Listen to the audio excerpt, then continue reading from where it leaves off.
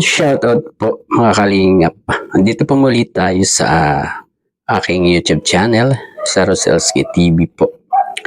At andito po tayo para mag-react sa ilang mga sinasabi ng mga basher ni Kalingap Eds tungkol sa kung ano ang ginagawa ni Kalingap Edo kay Beyonce sa Manila, na sinabi nila na mula daw nung magkita si Kalingap Eds at ang sponsor ay nabaliwala na si Baby Beyonce.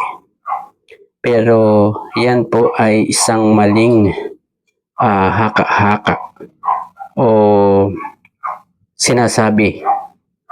Baser lang kasi kayo ni Kalingap Edo, kaya nasasabi nyo yan kahit hindi na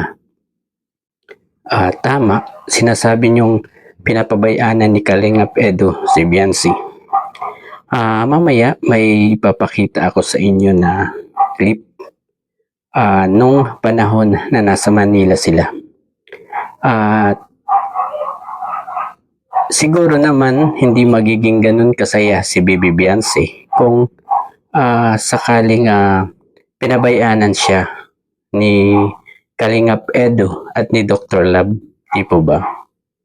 Kaya yung mga nagsasabi na nagpabaya daw si Kalingap Eds, tumigil na kayo ha, kasi hindi na maganda ang mga ginagawa nyo.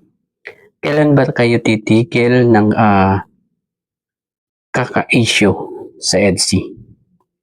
Ano ba kayo, mga totoo ba kayong EDSI followers? Mga EDSI supporters? Or mga nagpapanggap lang kayo?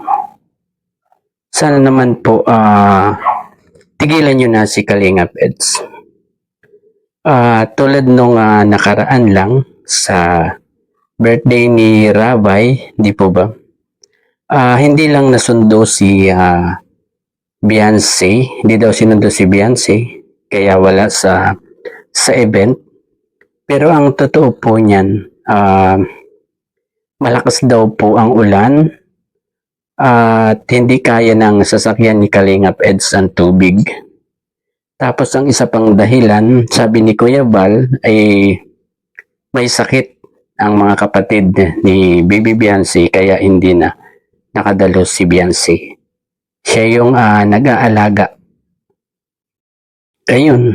Kaya sana, bakit hindi nyo maunawaan yung mga ganong sitwasyon?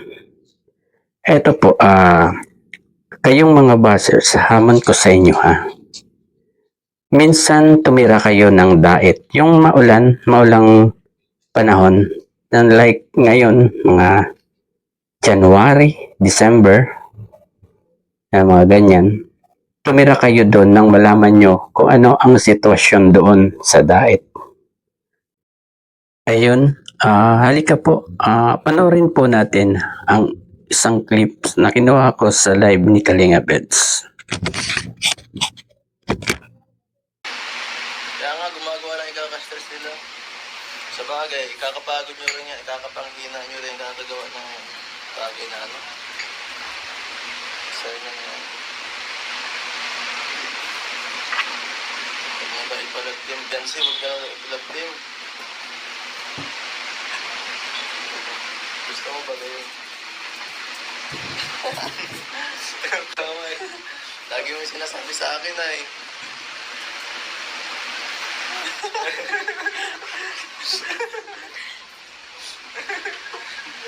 Mausap. Pira. Uy! Pusa! Uy, yung pusa! Aray ko! Uy, mamaya! Pira ka! Ayaw pa na! Ayaw pa na! Napapalo yung pusa! Pira! Pusa! Pusa! Ayan nyo po yung screen of Eno, mapang-asar po yan.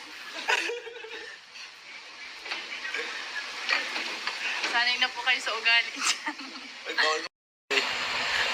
Ay, bawal mo. Ay, yun.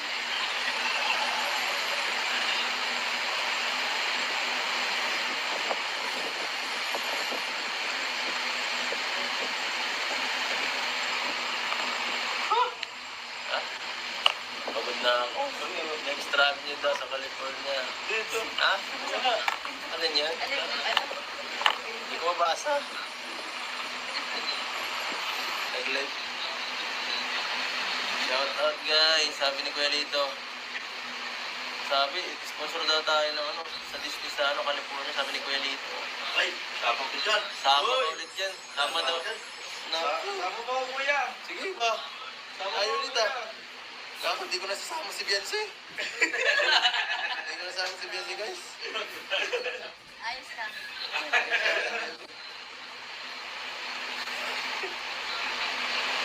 Ano to? Nagkaka-issue. Uuwi na si Isa dahil. Uwi na si E. Si E.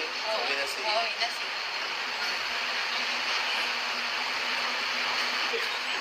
Guys. Uwi na daw po Uuwi na si Isa dahil. Kaya ang balita at ang nasagap.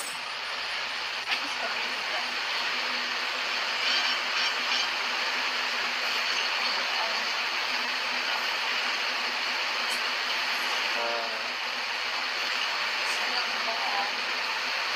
Anong sinog ba? Hindi ko alam. Sunod ba? Baka pag tayo. Anong Tagalog ng sinog ba? Ha? Sinog ba? Ano? Sinog ba? Sinog ba? Sinog bang isda? Ah, pura. Ano yung sinasabi tayo? Hindi ko rin alam. Ayun, sinog ba? Ah, hindi yaw. Uuwi na si Isa dahil. Tagalog ka lugod, Tagalog. Yan ang balita. Shout out sa Tagalog. guys. Para na tayo. Lada. Lada. Uuwi na. Ayam. Ilo. Ah. Hindi ko lang naman kiraraya ko. Ayam. Ayaman. Hindi ko lang naman. May ayam. Ano pa? Ano pa baga? Ano ba? Hindi kasi pinaharap. Bago tayo matapos kayo, uuwi na si Isa dahil. Ayun po guys, mapaalam na kami. Ayan nyo, request. Tama na po, tara na.